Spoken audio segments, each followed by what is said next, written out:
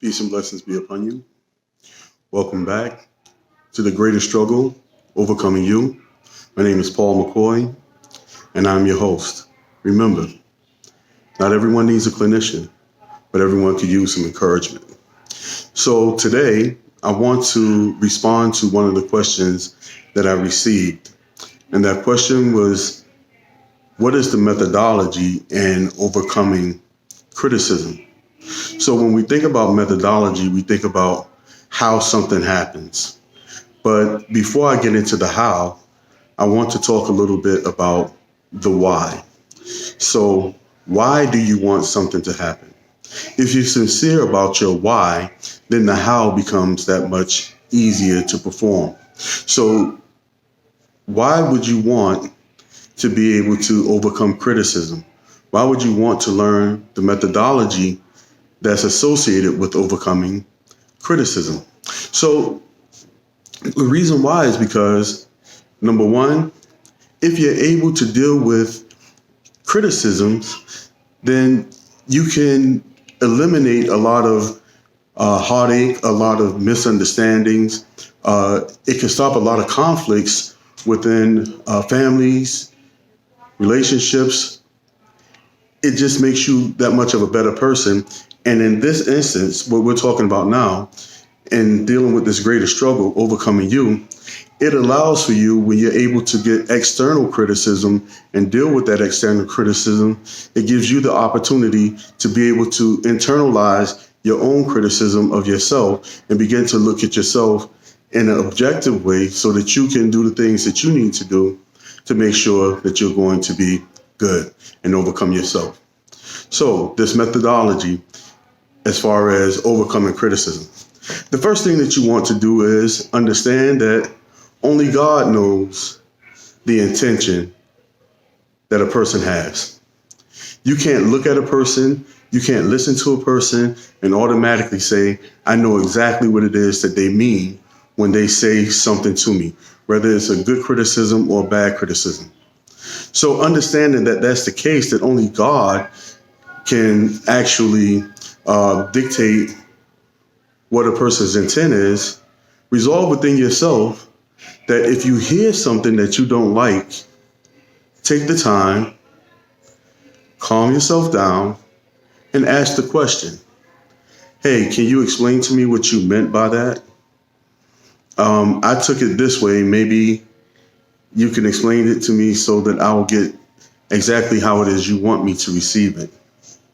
And then you have to look at the situation and you have to say, is this constructive criticism or is this destructive criticism? Are they giving me something that I absolutely need in order for me to move forward? And if that's the case, that they're giving you constructive criticism, write it down. Devise a plan where you can actually help to eliminate that thing that is coming forward. The next thing that you could do is, when someone says something to you, take the opportunity to really internalize it and then say, yeah, I can see how I can be better if I did this. Now, people may say, well, why would you do that? The reason is because when you tell your brain that you're going to look into something, that you're going to figure it out, that you're going to make it good, then the rest of you, the way that you approach it, it becomes positive.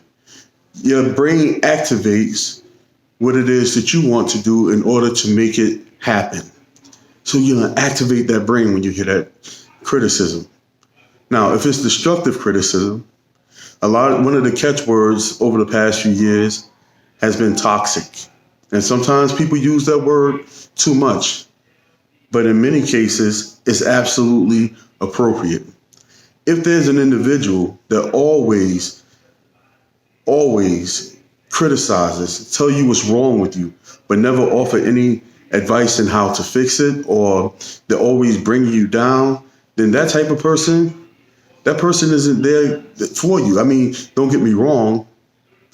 Maybe this person doesn't understand that they're doing that. And you have to explain to that person that, hey, you're really critical.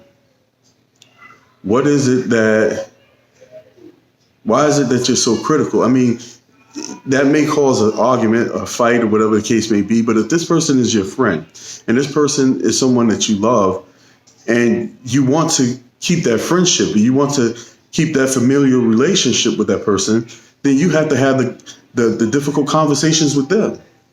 And sometimes when you prepare yourself to have the difficult conversation with that individual, you're preparing yourself to have that difficult conversation with yourself. Now, the last thing that you really want to do when it comes down to criticisms is resolve within yourself to know that I have the power over how people look at me.